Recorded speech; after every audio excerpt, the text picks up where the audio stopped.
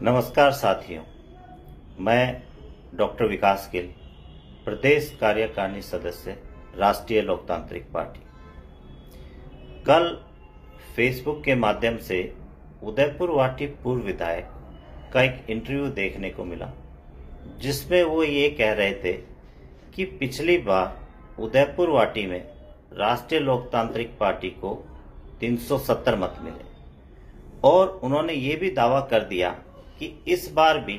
राष्ट्रीय लोकतांत्रिक पार्टी 370 का आंकड़ा पार नहीं कर पाएगी। तो मैं उनसे कहना चाहता हूं, पिछली बार राष्ट्रीय लोकतांत्रिक पार्टी नई पार्टी थी, चुनाव के नजदीक बनी थी, समय कम था, हम कार्यकर्ताओं के पास भी समय कम था कि हम हनुमान जी की विचारधारा को लोगों तक पहुंचा पाते। हनुमान जी के पास समय नहीं था कि वो उदयपुर वाटी विधानसभा को आके प्रचार कर पाते, वो यहां समय नहीं दे पाए। आपने आज ये तय कर दिया कि इस बार भी 370 का आंकड़ा पार नहीं कर पाएगी। तो मैं आपको बताना चाहता हूं, जिन सीटों पे पिछले चुनाव में राष्ट्रीय लोकतांत्रिक पार्टी के मत कम थे, जहां उपचुनाव हुए, वहां आज राष्ट्रीय लोकतांत्रिक पार्टी के मत तकरीबन 50,000 के नजदीक हैं। तो मत कम आना या ज्यादा आना ये जनता के हाथ में है, जनता का फैसला है। आप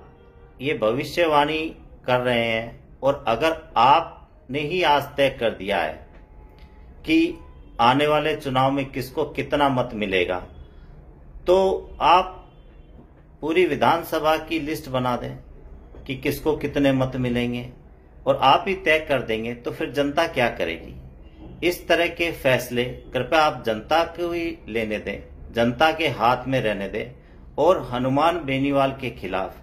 कृपया करके आप इस तरह की टिप्पणी ना करें, क्योंकि ये आपको शोभा नहीं देती और हम आपसे उम्मीद नहीं करते कि जिन लोगों ने, जिस नेता ने आपके खिलाफ कभी कोई टिप्पणी नहीं करी, कभी आपका कोई विरोध नहीं किया, न हनुमान बेनीवाल के कार्यकर्ताओं ने आपका कभी विरोध किया, उस नेता के खिलाफ आप इस तरह की टिप्पणी करते हैं, तो ये शायद आने वाले भविष्य में आपकी भविष्यवाणी को कहीं गलत न साबित कर दें। धन्यवाद। नमस्कार साथियों, मैं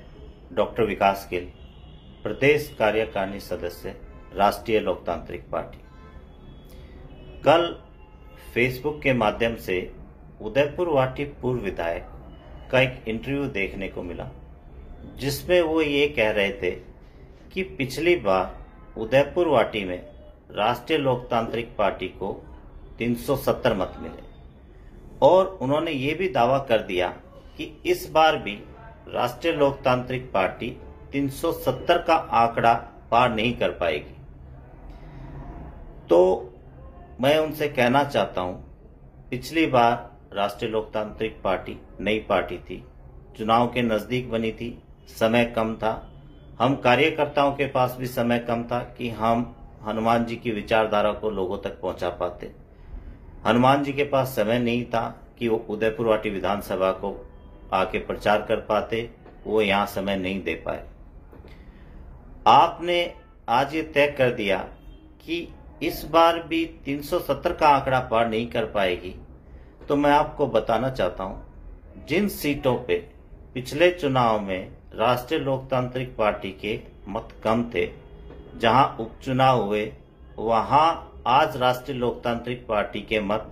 तकरीबन 50,000 के नजदीक हैं।